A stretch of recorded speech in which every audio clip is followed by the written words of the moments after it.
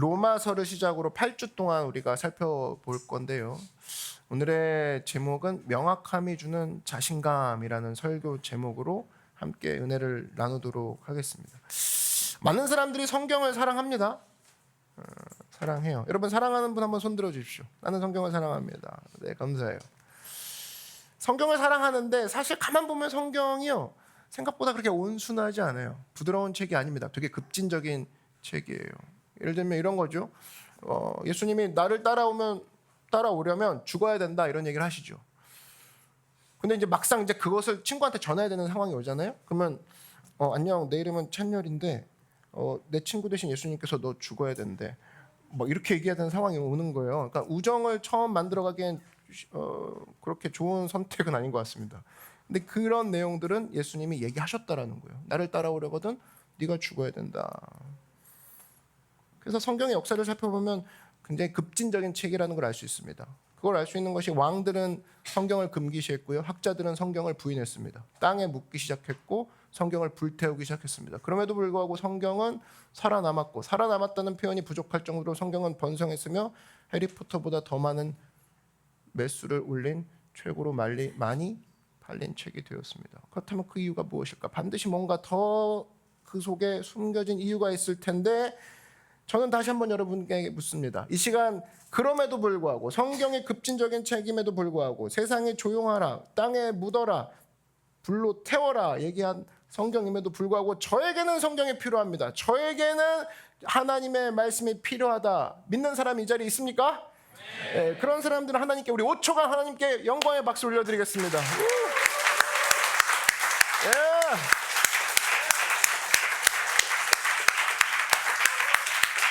할렐루야. 자, 오늘부터 성경을 알아볼 건데요. 초반에는 성경의 목적과 성경의 공부 방법 좀 개론적으로 살펴볼 겁니다. 그리고 로마서에 대해서 살펴볼 겁니다. 8주 동안 살펴볼 건데요. 여러분 이 시간 동안 굉장히 귀한 성경에 대해서 재미있고 성경에 대해서 다시 한번 그동안 좀 손을 놨다 그러면 읽을 수 있는 그런 시간이 되기를 바랍니다. 첫 번째, 성경의 목적은 무엇인가를 한번 살펴보려고 합니다. 중국집을 가도 지금은 가면은 이제 중국 냉면 막 붙어 있죠. 물냉면 막 광고합니다. 그러니까 그걸 먹으라 그 소리입니다. 중국집 메뉴판을 봐도 목적 있는 판에 이렇게 성경 66권이 목적이 없을 리가 없습니다. 이 성경의 목적은 무엇인가라고 했을 때 사도 바울이라는 분이 한마디로 그 당시에는 할아버지 목사님이겠죠. 젊은 사역자 디모데한테 이런 얘기를 합니다. 아마 성경의 목적은 무엇일까라는 질문을 디모데라는 제자도 많이 받은 것 같아요. 자, 이런 얘기를 하죠. 또 어려서부터 성경을 알았나니 성경은 능히 너로 하여금 그리스도 예수 안에 믿음으로 말미암아 구원에 이르는 지혜가 있게 하느니라. 디모데라는 젊은 전도사한테 할아버지 바울 목사님이 보내면서 야, 성경은 이런 거야 라고 얘기를 하는 거죠. 여기에 성경의 목적이 숨어 있다고 생각합니다. 여러분, 성경은 창세기부터 요한계시록까지 쭉 있는 책이에요. 근데 목적은 뭘까? 이거라는 겁니다. 바로 예수 그리스도로 인해서 구원에 이르는 플랜을 보여주는 책이라는 거예요. 여기서 요번 주 영화 예약이 어디 있지? 요번 주에 내가 지금 붙잡아야 될 그 다이어트 요법은 뭐지? 이걸 찾을 게 아니라는 겁니다. 우린 그렇게 하는 사람 보고 미련하다고 그러죠. 야, 너는 왜 다이어트 책을 보면서 요리책을 보면 나올 수 있는 정보를 기대하냐? 근데 많은 사람들이 그걸 잘못 알고 있습니다. 성경을 보면서 과학적이지 않네. 성경을 보면서 말이 안 돼. 그래서 나는 덮기로 했어. 아니, 성경은 정확한 목적이 있는데 너를 향한 구원의 플랜을 보여주는 거야. 예수님에 대한 플랜을 보여주는 거야 라고 했을 때 우리는 성경을 읽는 방법을 다시 한번 체크해야 됩니다. 바로 뭐냐? 나는 성경을 읽을 때 어떤 원리를 발견할 게 아니라 나는 그리스도를 발견하는 것이 목적이다. 이것이 여러분의 목적이 돼야 된다는 거예요. 성경을 100번 읽었어요. 근데 100개의 원리를 발견해서 와, 여기에 성공의 원리가 있네. 여기에 뭐 지혜가 있네. 아니, 한 가지 놓쳤으면 다 끝난 겁니다. 바로 그리스도를 발견하지 못했다면 나는 성경을 헛읽고 있다라는 거예요. 바로 성경의 목적이 예수 그리스도를 통한 구원의 플랜을 보여주는 거기 때문에. 자, 그래서 그 목적을 가지고 딱 이제 출발을 합니다. 그러면 이제 질문이 생기는 거죠. 목사님, 그럼 성경을 어떻게 공부해야 되죠? 이번 여름에 성경을 어떻게 공부해야 될까요? 이번 시즌에 성경을 어떻게 공부해야 될까요? 저는 그렇게 좀 정의를 하고 싶어요. 각자가 쓰는 펜과 포스트잇과 수첩은 좀 다를 수 있어요. 기술과 도구는 다를 수 있지만 저한테 매번 묻는 사람이 있죠. 이제 예수님을 믿기로 했습니다. 목사님 이제 좀 다시 일어나고 싶어요. 성경 읽고 싶어요 하는 사람들에게 좀 폭넓은 개념, 여러분이 이미 알고 있는 폭넓은 아이디어를 제공해 드리는 것이 저는 여러분과 또 여러분이 앞으로 읽을 그런 습관을 유지하는 거에 있어서 그거보다 중요한 거 없다고 생각해요. 기술과 도구는 다르지만 폭넓은 아이디어를 말씀을 드리는 거. 근데 여러분 이미 다 알고 있는 아이디어예요. 성경 읽을 때 아이디어를 제가 알고 있다고요? 알고 있어요. 바로 뭐냐면 여러분 많이 들었던 예수님께서 이 얘기하셨죠. 구하라, 그리고 찾으라, 그리고 마지막 뭡니까? 두드리라. 이런 얘기 그대로 성경에 적용하면 금방 이해가 됩니다. 처음에 구하라 그랬습니다. 구하라, 그럼 얻을 것이요, 이렇게 얘기합니다. 성경 읽을 때도 구하라는 겁니다. ask. 이 ask는 어떤 뜻이냐면 지나가다가 툭툭 던지는 질문이 아니라는 거예요. ask는 목적을 가진 구함입니다. 저 물 좀 주시겠어요? 이런 거죠. 물어보는 거죠. 근데 목적이 있는 거죠. 그래서 여러분 잊지 마십시오. 착각하지 말아야 되는 게 내가 성경 읽고 질문한다고 해서 성경을 관심 있어 한다고 해서 그게 성경 읽는 자세가 아니라는 겁니다. 질문과 배우는 자세는 달라요. 어떤 사람이 이런 거죠. 질문에 멈추는 사람이 있습니다. 질문하고 말아요. 근데 그러지 말라는 거예요. 질문하고 어떤 분인지 배우려는 접근까지 넘어가라는 겁니다. 예를 들면 이런 겁니다. 다윗과 골리앗이 싸웠어요. 근데 어떻게 저렇게 자그마한 소년이 이길 수가 있지 하고 질문을 던질 수는 있어요. 근데 질문에서 끝나지 말라는 거예요. 여기서 어떻게 이 사람이 아무것도 없이 돌 하나로 거인을 쓰러뜨릴 수가 있어 하면서 질문만 하고 넘어가는 사람은 믿음의 중요성, 연약한 자를 도우시는 하나님의 도우심을 놓쳐버립니다. 그리고 성경은 여전히 미스테리로 남아요. 나한테 일어나지 않는 일이야. 근데 이걸 통해서 묻고 이걸 통해서 배우려는 접근하는 사람은 그렇구나.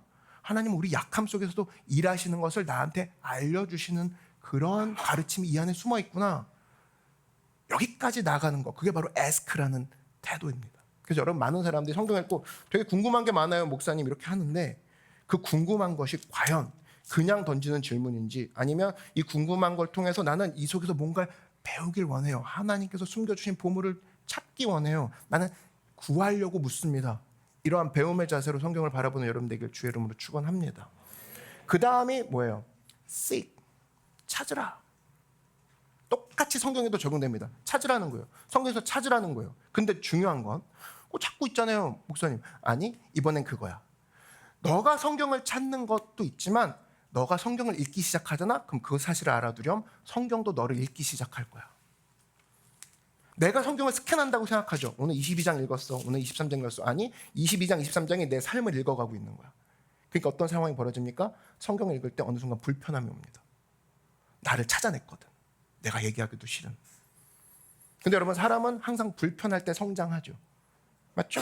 여러분이 성장했다고 여기는 모든 것들은 불편한 시기를 겪었습니다. 연기하신 분들은 연기하면서 연습했던 그런 불편함들이 자기를 성장했던 자리에 오게 했고요. 음악하신 분들은 연습하면서 되게 불편하게 만들었던 그 순간순간이 쌓여가지고 내가 이제까지 음악하게 만드는 그 자리에 서게 만들었습니다.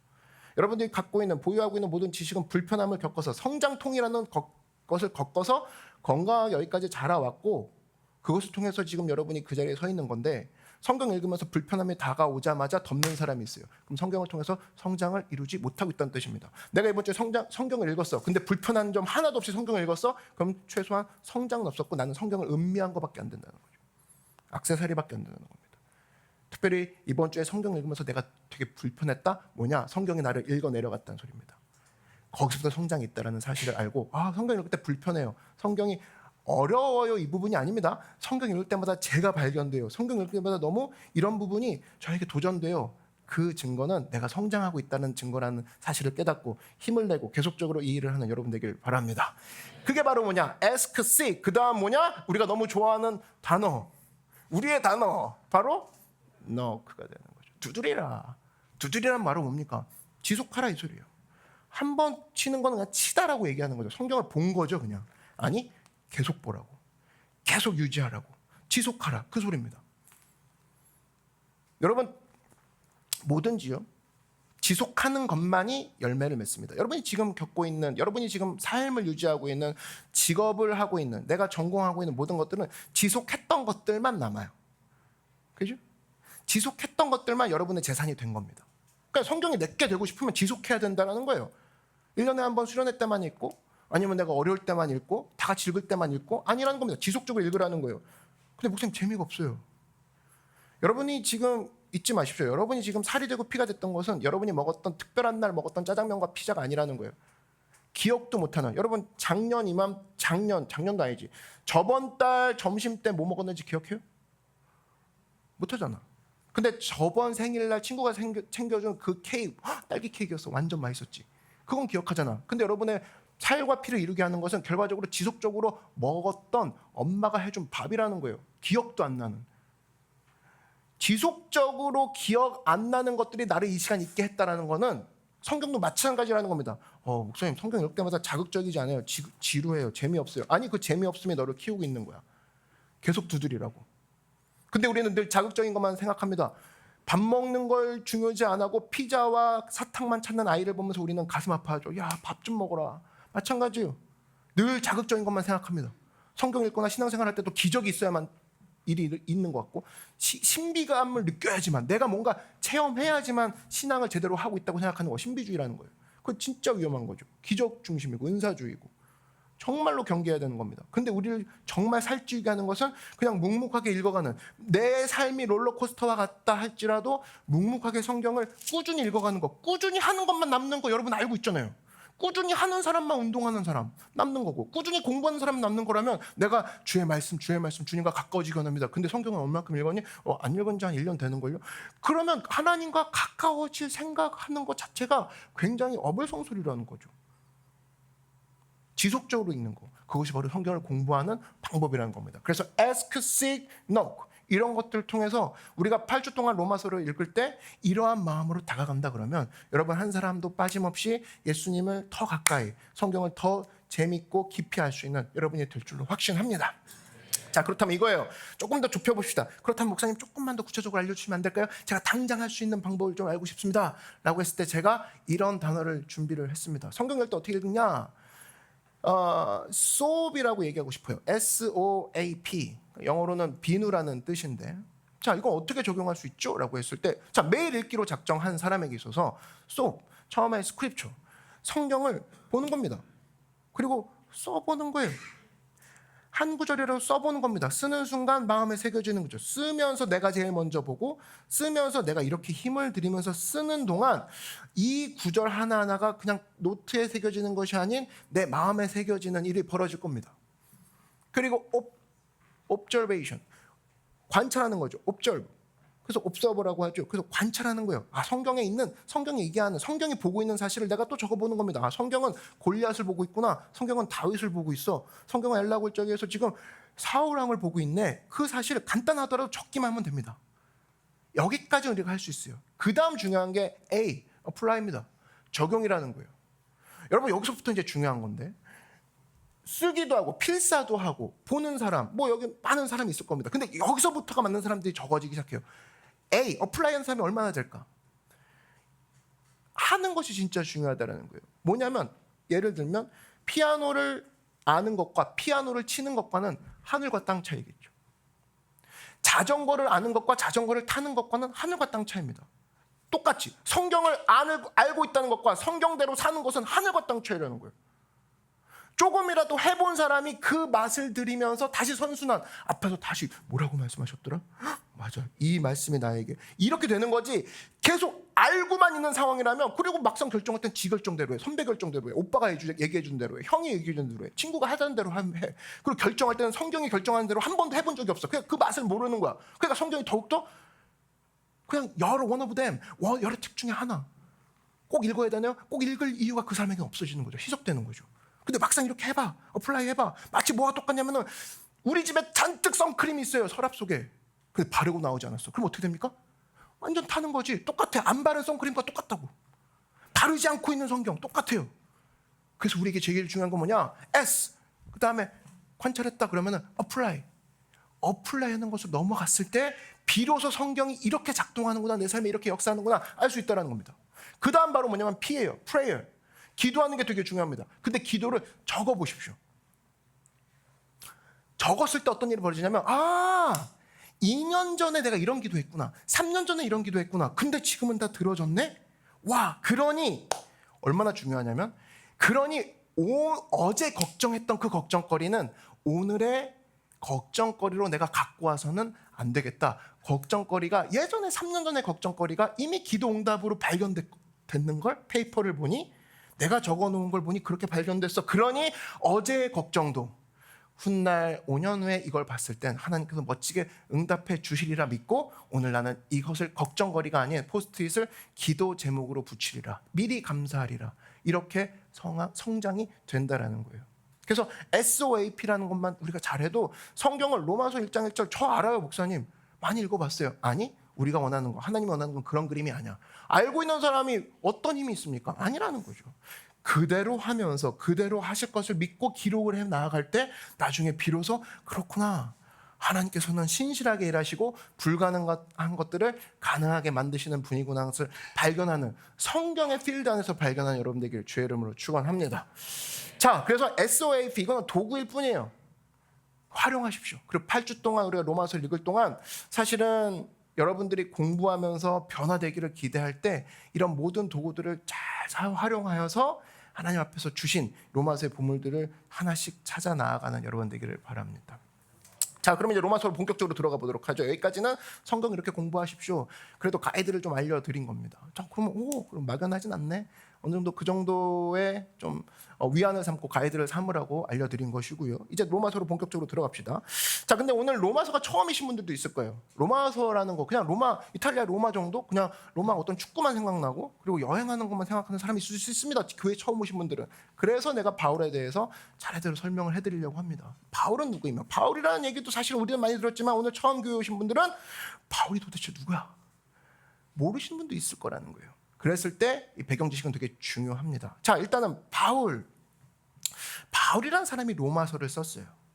로마서, 서자는 이제 편지 서자인데 로마로 쓴 편지를 얘기한 거예요. 바울이라는 사람이 로마로 쓴 편지구나. 근데 이 바울이 어떤 분이냐, 어떤 사람이냐, 한마디로 얘기하면 되게 나쁜 사람입니다.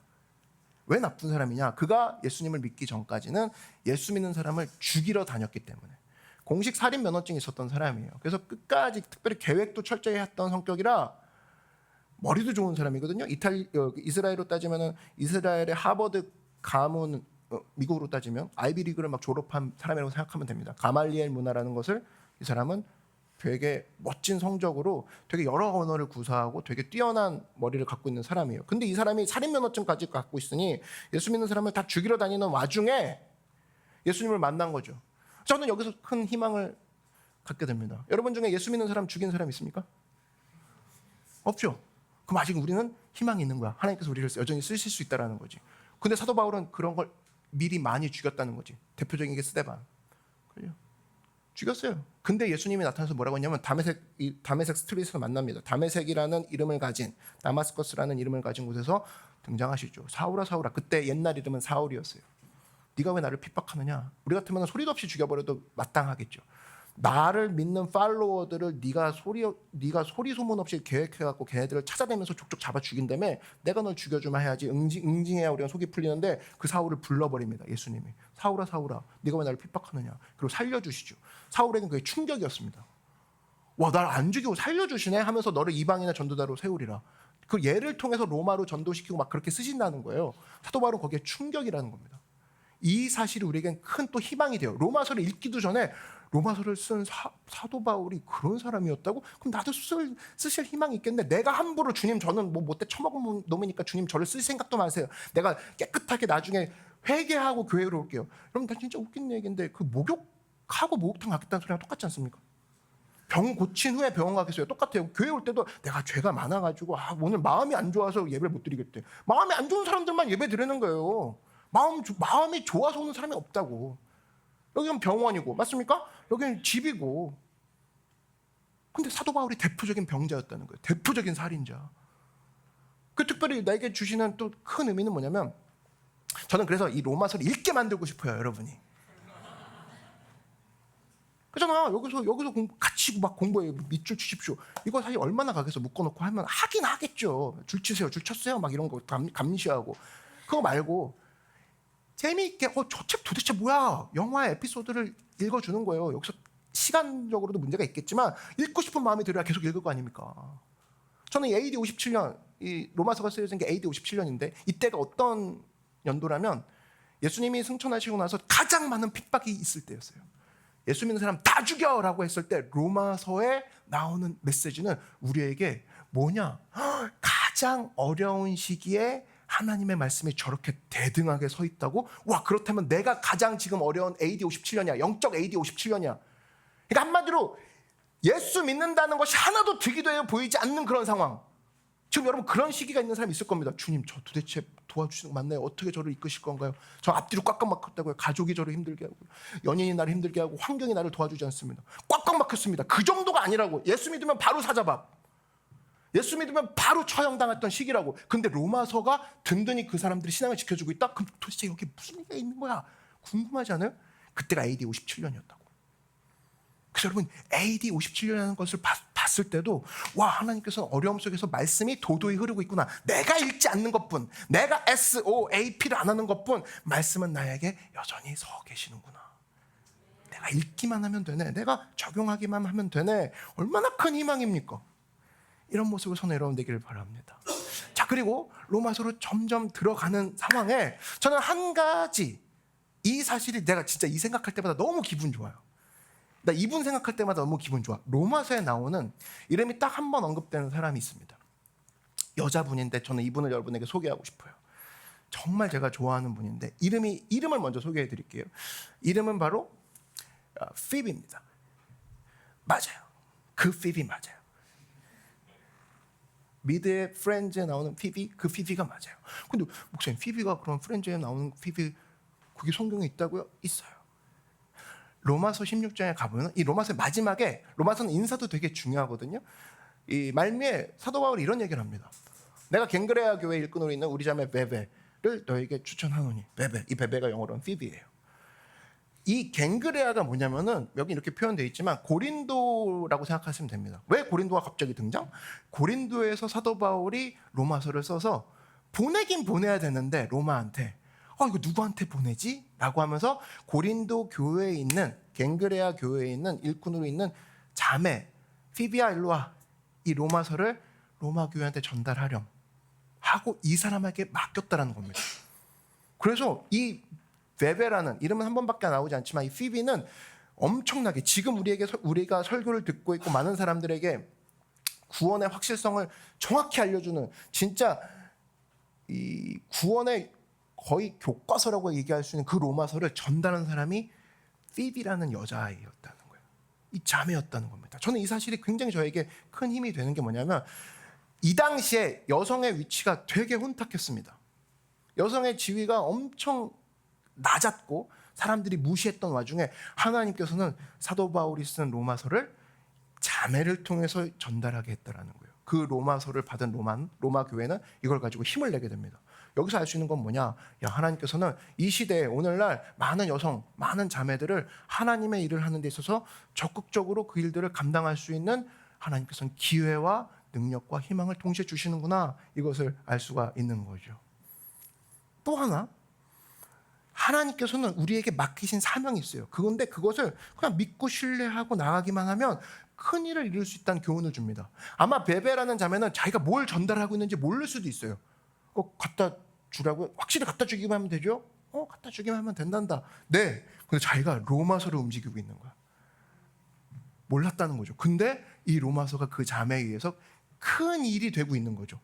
그 당시 많은 성도들에게 쓰러져가는, 핍박당하고 처형당하고 있는 성도들에게 힘이 되는 말씀이었고, 이 로마서 때문에 종교개혁이 일어났고, 이 로마서 때문에 많은 사람들이 구원이라는 것을 다시 보게 됐다는 겁니다. 이 자매는 아마 그거 하는지 몰랐을 거예요. 근데 자기가 하고 있는 그 사실은, 만약에 그걸 보고 전달이 너무 시시하지, 내가 공부한 것도 있고, 적어도 저는 뭐 읽고 해설하고 설교를 시키시죠? 아니, 전달만 해. 근데 이 놀라운 일을 베베가 하고 있었다는 거예요. 저는 이 중에도 베베가 있는 줄 믿습니다. 이 중에도 피비가 있다고 믿어요. 저는 목사님 전달밖에 못해요, 하루 종일 전달해요, 지겨워요, 진짜 지루해요. 아니, 넌 지금 로마서로 옮기고 있는 중일 수도 있어. 그게 하나님 우리에게 하신 일이라는 거죠. 또 하나 뭐냐면 이 피비라는 것은 사실은 다양성을 보여주기도 합니다. 고린도 교회의 자매, 사실은 고린도는 무역 도시이기도 한데 되게 많은 인종과 되게 많은 사람들이 문화에 계속적으로 적용하면서 그 문화에 영향받고 있는 사람이 피비였어요. 근데 그 사람을 쓰신다? 야, 그렇구나. 그러면 하나님께서는 교회 가운데도 많은 다양한 사람과 하나님께서 쓰시고자 하는 많은 사람들이 그 가운데 다양함을 통해서 하나님께서 조화를 이루면서 쓰시겠다는 의미도 되는구나. 어떤 인종만, 어떤 학위만 쓰는 것이 아니라 다양한 사람을 쓰시는 하나님을 우리가 엿볼 수도 있는 거죠. 그리고 또 하나 제일 중요한 건 뭐냐면 하나님은 피비에게 계획이 있었던 것처럼 각 사람에게 특별한 계획이 오늘도 있다라는 겁니다. 와우, 그 사실이 우린 평범하잖아요. 최소한 평범하다고 느끼는 사람이 가질 수 있는 희망이 뭐냐? 피비도 했는걸요. 피비도 로마서를 전달했다고. 그렇다면 나도 영적인 하나님 앞에서의 그런 피비와 같은 모습으로 주님이 나를 향한 계획이 있음을 나도 믿습니다. 그런 분들을 주님께 영광의 박수 올려드리겠습니다. 야, 그 사도 바울은 이 로마서는 사도 바울만의 책이 아니야. 피비가 전달했어요. 그리고 서기관 디데오가 받았었어요. 이런 같이 움직이는 그 평범한 사람들과 다양한 사람들 통해서 하나님의 말씀이 증거되고 있다. 근데 그 로마서의 내용을 보십시오. 이 자그마한 진짜 아직 로마서 들어가지도 않았어요. 근데도 불구하고 로마서는 우리에게 희망이 되잖아. 와, 그렇구나. 우리가 한 게 아무것도 없네야. 피비가 한 게 뭐가 있습니까? 그냥 가라고 했고 갔고 보호해 주셨고 그 보호함을 입어서 거기에 전달했고. 와, 근데 그 가운데서도 예수를 믿고 구원하게 하는 사람들이 일어나게 하신다? 와, 그렇다면 로마서는 엄청난 그 자체로서 우리에게 희망이 되고 로마서 자체가 우리에게 기쁜 소식이고 잘못된 길을 가고 있는 우리에게 바른 길을 알려주는 로마서. 여러분 기대하십니까? 예, 그 로마서가 우리가 지금 바라보고 있는 로마서라는 거예요. 자, 그러면 이제 1장으로 이제 드디어 들어가도록 하겠습니다. 로마서 1장에 이런 내용이 나와요. 핵심 구절이라고 여길 수 있는 구절이 바로 이겁니다. 그러니까 로마서를 여러분 8주 동안 하면서 꼭 외워야 되는 말씀이 있다 그러면 1장 15절과 16절, 16절과 17절 되게 중요한 부분이에요. 자, 사도 바울이 어떤 사람인지를 또 오늘 알게 될 거예요. 자, 이제 그럼 그 사도 바울은 도대체 누구냐? 이 부분으로 들어갑니다. 내가 사도 바울입니다. 복음을 부끄러워하지 않는데요. 아, 핵심. 복음을 부끄러워하지 않는 사람 사도 바울. 이 복음은 모든 믿는 자에게 구원을 주신 하나님의 능력이 됨이라. 그래서 자기는 자부심이 지금 만빵이라는 거지. 나 복음 부끄러워하지 않아. 이유는 그거야. 모든 사람의 능력이 되기 때문이지. 먼저는 유대인에게 그리고 헬라인에게로다. 복음에는 하나님의 의가 나타나서 믿음으로 믿음에 이르게 하나니 기록된 바 오직 의인은 믿음으로 하면 삶이라. 지금 보세요. 여기서 하나님의 의, 요게 되게 많이 나올 거예요. 앞으로 8주 동안 의라는 단어 되게 많이 들을 건데 하나님의 의 그러면 정의사회 구현해갖고 경찰서만 생각하고 이제 좋은 일, 착한 일만, 선한 일만 생각하는데 그건 불교와 다를 게 없는 거지. 여기서 하나님의 의, 성경에서 의라는 단어가 나오면 무조건 어떤 단어로 대체하면 잘 해석할 수 있느냐? 하나님과 나와의 관계를 생각하면 됩니다. 그러니까 이런 거죠. 복음에는 나와 하나님과의 관계가 나타나서. 이해되십니까? 그죠? 그 당시에 많은 사람들이 착한 일을 합니다. 근데 하나님과의 관계는 화목하지 않아요. 그런 사람들에 있어서 하나님은 죄인이라고 합니다. 근데 어떤 사람은 좀 서툴르고 쥐뚱거리고 잘 못해. 늘 어설퍼. 근데 하나님이 자녀라 불러. 그럼 의롭다라고 표현하거든요, 성경이. 그럼 여러분이 우리 삶 가운데 로마서를 읽을 때나 성경을 읽을 때 하나님, 주님이 날 의롭게 하심으로 의인은 믿음으로 살리라. 이 의가 착한 일 하다의 그 의자가 아니라 하나님이 나를 관계를 맺어주셨다. 자녀로 불러주셨다. 그 뜻입니다. 그러고 나니까 사도 바울의 자신감이 만빵 오더라는 거예요. 우리 아빠 하나님이야 이렇게 되는 거죠. 이해되시죠? 내가 오늘 착한 일 안 할 수도 있잖아. 착한 일을 접근하잖아요. 그럼 착한 일 종교입니다. 우리가 만약에 착한 일 종교예요. 착한 일 종교인데 그러면 이제 자기가 90개 오늘 착한 일을 했다는 거야. 100개 했다 칩시다. 100개 착한 일 하니까 천국 갈 수 있을 거래. 근데 문제가 생깁니다. 101개 착한 일 한 사람이 오늘 새신자로 와요. 그러니까 어떤 일이 벌어집니까? 두려워하고 불안해하는 거죠. 난 못 들어가면 어떡해. 그 커트라인을 자기가 생각한 줄 100개까지가 천국이라고 생각하고. 아니, 그렇지 않아요. 나중에 얘기하겠지만 복음은, 여러분, 복음이라는 것 자체가 굉장한 힘이 있습니다. 굉장한 파워가 있다는 게 뭐냐면 우린 복음을 이렇게 생각해요. 편협하다. 어떻게 예수 믿는 사람만, 예수님의 이름을 부르는 자만 천국 가게 하는 것인가? 그럼 다른 사람들은 다 어떻게 되는 것인가? 그건 우리가 생각할 때 그런 것이고, 태어났는데 무슬림이야, 태어났는데 이슬람이야, 태어났는데 카스테즈도 있어. 그러면은 길도 없고 신분도 없는 거야. 꿈도 못 꾸는 거야. 근데 그 사람에게 주어진 하나의 말씀이 있다. 누구든지 예수 그리스도 이름을 부르기만 하면 구원을 받으리라. 놀라운 혁명 아닙니까? 그게 어떻게 편협하냐고. 북한이라 할지라도 와, 머릿속에 길도 없어, 신분도 없어, 꿈 생각도 하지 마. 어딜 가네만 해. 너 선택지 자체가 없는 땅이라고. 근데 거기서 한 가지 선포되는 말씀이 누구든지 그의 주의 이름을 부르기만 하면 구원을 받으리라. 이게 어떻게 편협한 말씀입니까? 복음은 그런 힘이 있다고. 그거를 생각하니까 사도 바울이 부끄럽지 않다는 거야. 나 자신감 만빵. 내가 누군지 아니까. 내가 누군지 아는 사람이 사도 바울이었다는 거예요. 나 그런 사람이야. 그러니까 이 사람이 어떤 식으로 활동하는지 보시면 깜짝 놀랍니다. 저렇게 생각만 하고 사는 거 아니야? 말은 저렇고 실제 생활은 막상 그랬을까? 그럴까봐 그가 스스로 웬만하면 자랑 안 하시는 목사님이신데 자기가 자랑하는 장면이 나와요. 그러니까 힘을 내라 이거죠. 고린도서에 가니까 이런 얘기가 나옵니다.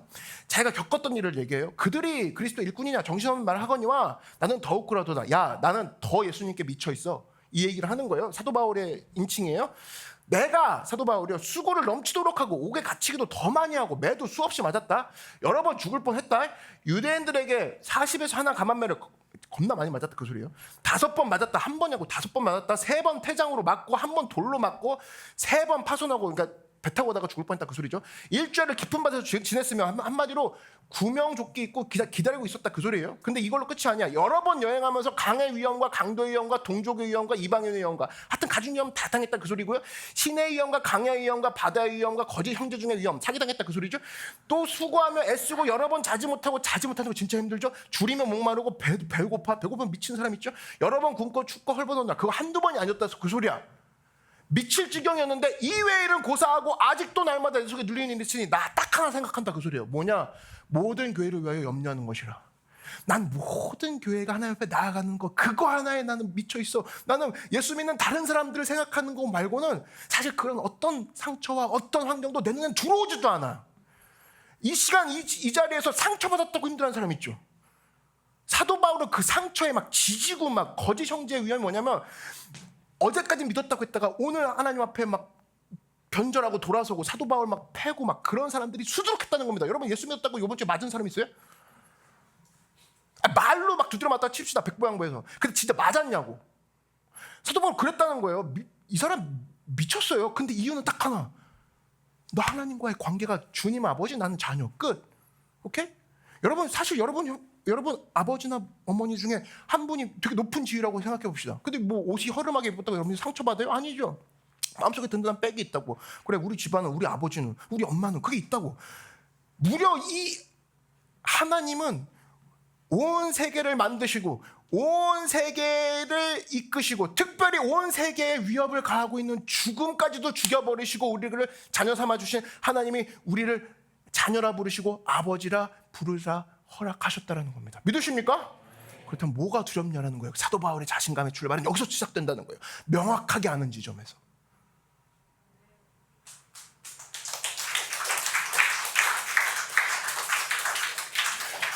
오늘 자신감에 대한 이야기인데 명확함에서 자신감이 온다 그 얘기예요. 설교 제목과 똑같아요.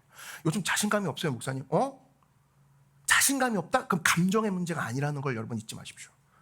요즘 뭐가 해도 그냥 위축돼요. 뭐가 제대로 가는지 모르겠어요. 제가 그 이유를 정확히 알려드릴게요. 요즘 명확하게 안 느껴진다. 요즘 자신감이 안 느껴진다. 그 한마디로 그거예요. 분명하지 않은 사실 앞에 놓여 있을 때 사람은 확신을 가질 수가 없습니다. 처음 가는 길 내비게이션이 안 켜져. 공사해. 그 길이 아니래. 그럼 그때부터 자신감 있게 달려가던 아무리 운전을 좋아하는 형제도 그때부터 속도를 천천히 늦추죠. 이게 맞나 지금? 그죠? 얘기는 안 하지만 맞나 이런 마음이 있다고. 그 가운데 뭐가 있습니까? 명확함이 없어지니까 자신감도 없어지는 거예요. 로마서는 명확합니다. 사실 저는 로마서를 MBTI로 따진다 그러면 거의 T에 가깝다고 생각하시면 돼요. 한치도 물러서지 않습니다. 로마서, 왜 하필 로마서냐라고 했어요. 로마에 가면 무슨 법을 따르래요? 로마법. 로마는 법이 발달한 도시예요. 그러니까 로마서에 쓸 때 사도 바울이 생각한 거죠. 로마로 편지 쓸 건데 이 사람들 어떤 느낌으로 해야 잘 상상이 될까? 로마에 일단 뭐 들판이 있는 것도 아니고, 그죠? 그럼 로마는 법이 참 발달된 나라야. 로마는 그 당시 최대 강대국이었거든요. 그래서 로마서로 쓸 때 마치 어떤 어조냐면 읽어보십시오 나중에. 변호사와 검사가 싸우는 법정 코트의 느낌을 갖고 있습니다. 그래서 그럴 수 있느냐? 그럴 수 없느니라. 네가 그렇게 생각하느냐? 그럴 수 없느니라. 계속 좁혀듭니다. 그래서 로마서를 읽으면은 교리가 확실히 섭니다. 시편을 읽으면 따뜻해지지만 로마서 읽으면 되게 구원 앞에 차가워진 그 냉정한 머리를 갖게 돼요. 내가 마음은 뜨거운데 늘 기복이 심해요. 로마서 읽으십시오. 근데 나는 확실한 교리가 있는데 마음이 내가 늘 차가운 것 같습니까? 사랑이 없는 것 같습니까? 사랑을 회복하고 싶어요? 그러면 시편을 읽어야 되는 거지. 그래서 로마서는 굉장히 명확한 근거를 드립니다. 마치 국립과학수사연구소에 인간은 어떤 사람인가, 이 죽은 사람은 어떤 피해를 입었고 이 죽은 사람의 원인은 무엇인가를 마치 표현한 인간 보고서와 같은 것이 로마서예요. 로마서는 범죄가 왜 일어났으며 로마서는 하나님이 어떻게 해서 구세주가 되실 수밖에 없다는 사실을 집요하게 얘기해 줍니다. 그러니까 로마서는 엄청난 힘이 있는 거지. 그러면서 사도 바울이 로마서를 그렇게 쓴 사도 바울이 어떤 명료함에서 그 힘이 나왔냐? 로마서 1장 1절에 그 근거가 나옵니다. 바로 이렇게 시작을 해요. 로마서 1장 1절에 사도 바울이 좀 아까까지 본 게 나는 복음을 부끄러워하지 않아. 그게 16절 17절이거든요. 근데 한참 앞에 이미 뭐라고 얘기했는지를 한번 보시라고요. 예수 그리스도의 종 바울은 끝. 자기 아이덴티티가 여기서 나오죠. 노크교회 목사 박찬열은 하는 순간 많은 걸 담고 있죠. 안 그래요? 노크교회 담임 목사 박찬열은 하는 순간 그냥 아저씨가 아니고 그냥 형이 아니고 오빠가 아니고 담임 목사였어? 교회 목사였어? 이런 식으로 많은 게 담고 있는 것처럼 아무것도 못하는 것처럼 길거리에 침도 못 뱉고 무당행도도 못하는 거에 많이 들어가 있죠. 운동하다 힘들어도 욕을 못하겠어. 막 그러니까 힘들어. 우와, 뭐 이렇게. 근데 예수 그리스도 바울 하는 순간 아이덴티티 담고 있죠. 그러잖아. 자기가 누군지 정확히 하는 거예요. 그러면서 무슨 얘기하냐면 저는 여기서 수많은 질문이 나올 거라고 생각하는데 저는 여러분에게 오늘 명확함을 가지고 나가는 이제 오늘 이슈니까 자신감을 갖고 싶어. 근데 내가 명확하지 않아. 그럼 뭐부터 체크할까라고 했을 때 사도 바울은 뭐부터 확실하게 했냐면 뭐부터 명료하게 했냐면 나는 예수 그리스도의 종이야부터 확실히 했다라는 거예요. 이걸 질문으로 환원시켜 볼까요? 질문으로 바꾸면 이런 겁니다. 여러분 제가 오늘 세 가지 질문을 드릴 건데 이 질문들은 오늘 대답할 수 있는 질문도 있고 이번 주에 여러분이 대답할 질문도 포함이 돼 있어요. 자, 명확해야 자신감이 생겨. 근데 사도 바울은 뭐가 명확했지? 그래, 누구를 섬기는지를 명확히 했구나라는 그것을 본다 그러면 저는 여러분에게 이 시간 도전할 수 있습니다. 어떤 질문을 할 수 있냐? 내가 섬기는 자는 바로 누구인가? 여러분은 누구를 섬기고 있냐? 이거부터 확실히 하시기 바랍니다. 그거에 확실히 하지 않는다면 그때부터는 힘들게 되는 거죠. 여러분, 많은 사람들이 그런 얘기합니다. 도대체 누구 장단에 맞추라는 거야? 회사 다니면 그런 거 있지 않아요? 박 부장은 이거 하라고 그러고 김 부장은 이거 하라고. 자기는 엑셀 능력도 출중하고 워드 능력도 출중한데 두 사람이 명령하면 그때부터 혼란에 빠집니다. 여기 가서 이렇게 하라고 저기서 이렇게 하라고 뭐 어떻게 하라는 거예요? 혼란에 빠집니다. 요즘 내가 혼란에 빠진다는 사람이 있을 거예요. 목사님 뭐 해야 될지 모르겠어요. 두 명의 지시자를 받아서 그래. 하나님은 이렇게 하라고 하는데 세상은 이렇게 하는 것 같아요. 저 두 명의 사람한테 지시받고 있다는 소리가 똑같다는 거예요. 요즘 내가 혼란스러운 이유는 두 명의 지시자가 있기 때문이에요. 두 명을 섬기기 때문에 힘든다는 거예요. 근데 예수 그리스도 종 사도 바울은 이 얘기는 뭐냐면 나는 한 명의 지시 명령자, 나는 한 명의 명령자만 갖고 있어. 그러니 명확할 수밖에 없는 거지. 맞지 않습니까? 요즘 내가 헷갈리는 이유는 바로 그겁니다. 요즘 내가 동력을 갖고 있지 못한 이유는 그겁니다. 두 명의 사장이 내가 모시고 있는 사람이야. 7시까지 출근해. 갔더니 너 9시까지 오랬잖아. 어떻게 하라는 거예요? 8시까지 올까요? 애매한 인생의 특징은 뭐냐면 누구를 섬기고 있는지가 확실하지 않습니다. 자신감, 이거 감정의 문제가 아니라니까요? 자, 그랬을 때 아까 로마서는 굉장히 명료한 얘기를 한다고 했죠. 자, 이런 얘기가 나옵니다.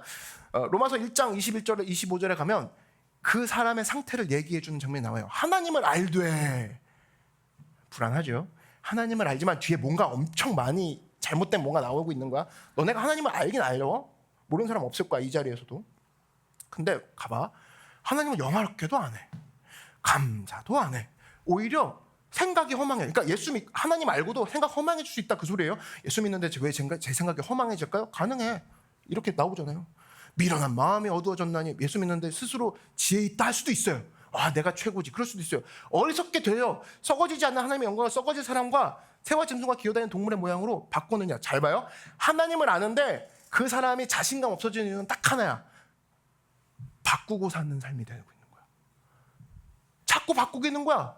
뭘로? 여러분, 기본적으로 본질적으로 우리 삶에 주어진 모든 것들이 그렇게 나쁜 건 없습니다.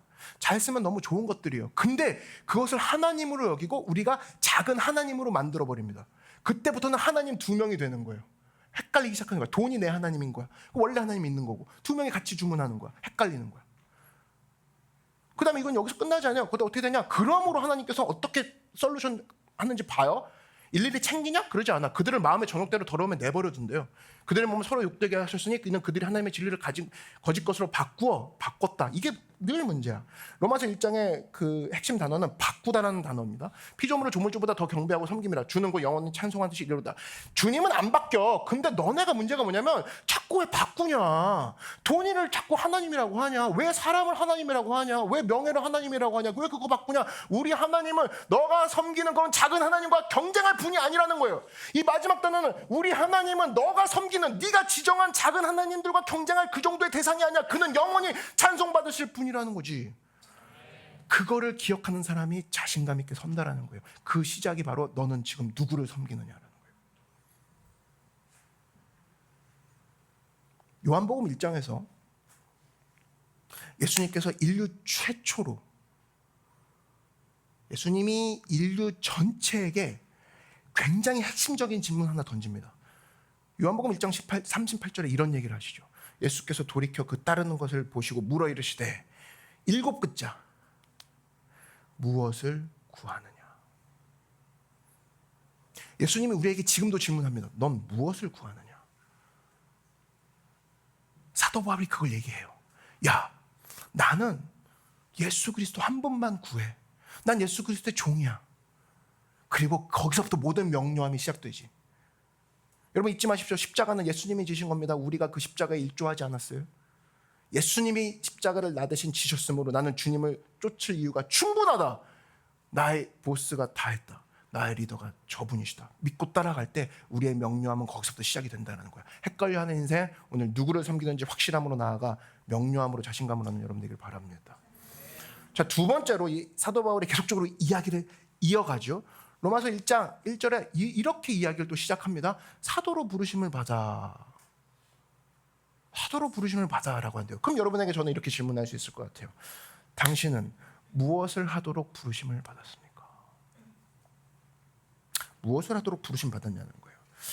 저는 이거 분명히 하고 싶어요. 우리 교회는 이것들을 여러분이 알기 원하고 이것들을 알기 위해서 교회가 뛴다고 분명히 말씀드리고 싶습니다. 오늘 이 자리에 수많은 직종의 사람들, 수많은 직업을 갖고 있는 사람들이 왔을 겁니다. 그런데 그것과 상관없이 제 얘기를 들어주시면 좋을 것 같은데, 하나님께서는 우리를 부르실 때 구체적이고 정확한 방법으로 한 명 한 명 쓰기 위해서 부르셨다는 사실, 여러분 기억하는 여러분 되기를 바랍니다. 저는 직업 얘기하는 거 아니에요. 직장 얘기하는 거 아닙니다. 여러분 직업, 직장은 벌써 1년 전, 2년 전만 거꾸로 돌려봐. 그때 그 직업 아니었잖아. 그 직장 아니었잖아. 직장 얘기가 아니야. 직장은 변할 수 있어요. 그러나 부르심은 바뀌지 않아. 부르심은 뭐냐? 한 가지입니다. 너와 나가 있었던 일을 사람들에게 쉐어하라. 네가 나한테 구원받았니? 네가 나한테 희망을 얻었니? 그럼 쉐어하라. 모든 평신도들은 설교자입니다. 목사님 좀 어버버한데요? 아니, 어버버하지만 친구 앞에서는 얘기할 수 있잖아. 잘할 수 있는 사람이 있어요. 그럼 얘기해. 뭘요? 하나님과 있었던 일. 그래요? 그게 너의 부르심이야. 근데 저는 직업이 백수든 변호사든 CEO든 상관없습니다. 내가 하나님과의 추억을 얘기하는 거예요. 증인이라고 하잖아요. 여러분 증인이 뭐가 필요합니까? 증인이 직위가 필요합니까? 살인사건을 목격한 사람이 증인이라면 본 것과 들은 것만 있으면 돼. 근데 증인이 뭐라고 합니까? 저는 대학교도 안 나와서, 저는 요즘 집이 많이 바빠서. 그럴까 봐 증인이라는 단어 쓰신 그 하나님을 난 찬양해. 증인이잖아요. 증인. 그게 우리의 부르심의 목적이라는 겁니다. 여러분 어디 있든 내가 하나님과 있었던 일을 생각하면서 얘기하라는 거예요. 그 제가 성경을 살펴봤어요. 그러면 주님 어떡합니까? 잘 못하는 상황이 오면 어떡합니까? 힘이 빠진 상황. 그리고 힘이 없는 사람 어떡합니까? 하나님이 놀라운 위안을 주시도록. 뭐냐? 성경을 보니까 하나님이 시작하신 일은 그가 분명히 마치시더라고. 스타터이시자 피니셔이신 그 주님. 그 주님이 여러분의 부르심과 함께하고 계시더라는 거예요. 저는 이번 여름에 여러분이 그걸 발견했으면 좋겠습니다. 여러분의 어깨의 부담을 덜어내고, 그래! 내가 시작하는 것이 아니야. 나는 보고 들은 것을 얘기하면 돼. 그리고 그가 마치실 거야. 제가 말하는데 안 믿으면 어떡하죠? 그건 그가 마치실 거야. 제가 얘기를 언제 하면 되죠? 그가 시작하게 하실 거야. 그럼 전 전달만 하면 되죠? 피비같이? 그래, 전달만 하면 돼. 이러한 부르심을 명확히 발견하는. 그래서 사도 바울은 누가 불러도 옆을 돌아보지 않잖아요. 나 부르신 게 있는데 쉐어하러 가는 건데 로마 교회로 가는 거야. 가고 싶은데 교회가 많지. 터키 가고도 싶고 그리스도 가고 싶지. 근데 나는 로마 갈 거야. 나 부르신 게 있거든. 그럴 때 사람들이 명확하네, 저 사람 삶이 명확하고 자신감이 만빵이네. 그 소리 거기서 듣는 거예요. 내게 주신 듀티, 내가 지금 주신 의무는 난 백수야, 하는 게 없어, 나 앞으로 뭐 할까가 아니라 doing이 아니라 나는 being. 그렇구나, 나는 부르심을 입은 자구나. 부르심이 뭘까? 하나님과 일어났던 일을 사람들에게 얘기하는 설교자로서, 전도자로서 서는 것이 하나님의 부르심이구나. 이것들을 명확히 하는 여러분들에게 주의로 축원합니다. 자, 세 번째 마지막 지문입니다. 자, 로마서 1장 1절은 이렇게 이어지기 시작하죠. 하나님의 복음을 위하여 택정함을 입었대. 택정함, 어려운 단어 같지만 풀었으면 되게 쉽습니다. 택하고 정했다, 그 소리입니다. 그 두 가지를 강조하기 위해서 한자의 장점이죠. 택하고 정했다, 따로 구별했다, 이 소리입니다. 이거 되게 중요합니다.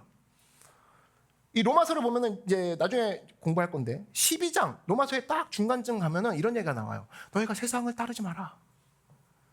세상을 따르지 마라. 그리고 오직 마음을 새롭게 하라. 변화를 받으라. 이런 얘기가 딱 하나 나오거든요. 로마서 12장 2절에. 근데 많은 사람들이 그걸 착각합니다. 아, 그렇구나. 교회가 세상의 룰을 따르는 게 아니구나. 요 정도까지만 생각합니다. 반만 생각한 거예요. 그럼 술 먹지 말면 술 먹지 말아야지. 문신하지 말아야지. 그럼 뭐 이거 하지 말고 저거 하지 말아야지. 그거 하지 말라는 거 하지 않는 게 교회 아닌가? 반만 한 거야. 분명히 뭐라고 돼 있어. 그래서 너는 이 세상을 따르지 말고 뭐래요? 마음을 새롭게 하라까지 있다고. 마음을 새롭게 함으로써 세상에 영향을 끼치는 거라는 거야. 무슨 얘기냐? 너희들은 세상처럼 생각하지 마, 그 소리예요. 세상처럼 따라가지 마. 아니, 봐봐. 세상이 마치 하는 룰들을 안 하는 것처럼 보여. 예를 들면 술도 안 먹고 뭐 담배도 안 피우고 문신도 안 하고 뭐 여러 가지 안 해.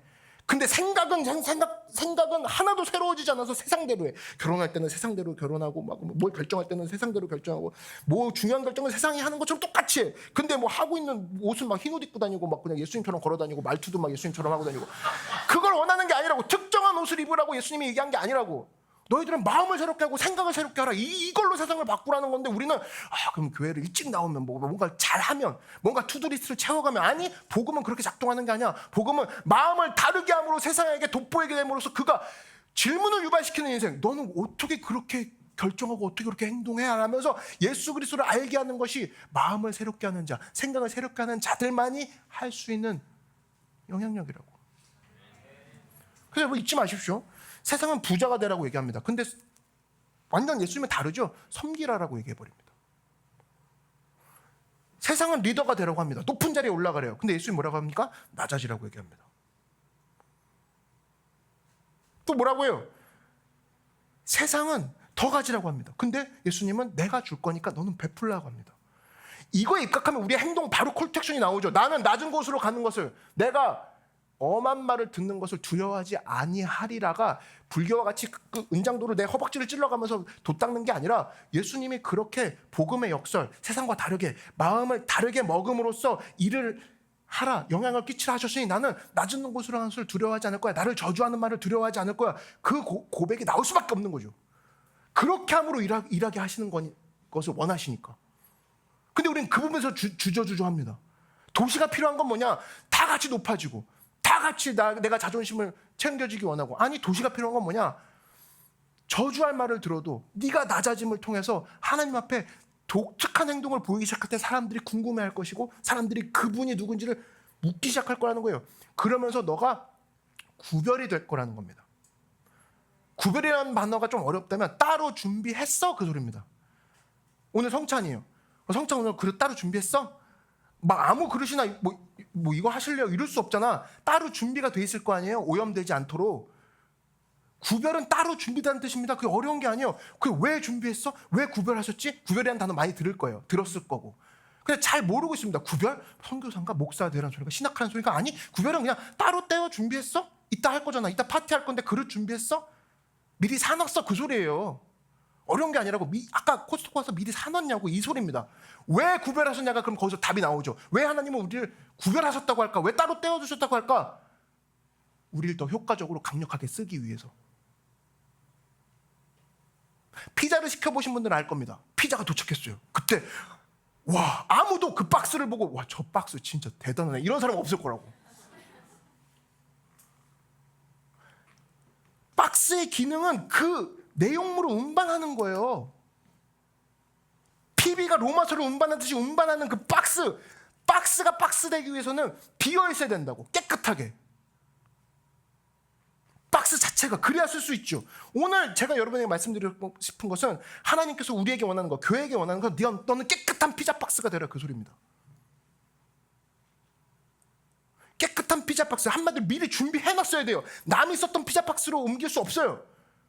그래서 주님, 저는 깨끗하게 비어있는 피자 박스와 같습니다. 주님이 오셔서 충만하게 채워주시고 그 향기가 곳곳에 펼쳐질 수 있도록 제가 운반할 수 있는 그런 피자 박스가 되게 하여 주시옵소서. 그걸 가지고 뭐라고 하냐? 따로 떼어뒀느라, 택정함을 입었느니라. 피자 박스 따로 준비했어? 그럼 그거 갖고 와. 깨끗한 거. 그게 거룩하다, 구별하다, 그 뜻이라는 거예요. 우린 모두 다 하나님의 박스라는 겁니다. 우리 모두 다 하나님의 전달하는 전달자의 모습이라는 거예요. 앞으로 8주 동안 우리가 할 것이 바로 그것입니다. 주님, 내가 교회로서 하나님 앞에 깨끗한 박스로서 준비되곤 합니다. 저에게 로마서의 말씀을 부어주시고 저에게 명확함을 부어주실 때 자신감을 가지고 나아가는 모습으로 나아가게 하시고 이것을 통해서 많은 사람들을 동시에 명확하게 만들고 자신감 있게 만들고 생명 가운데 이끌게 하는 하나님의 전달자가 되게 하여 주시옵소서. 그것을 믿는다면 하나님께 소리쳐 영광의 박수 올려드리도록 하겠습니다. 야!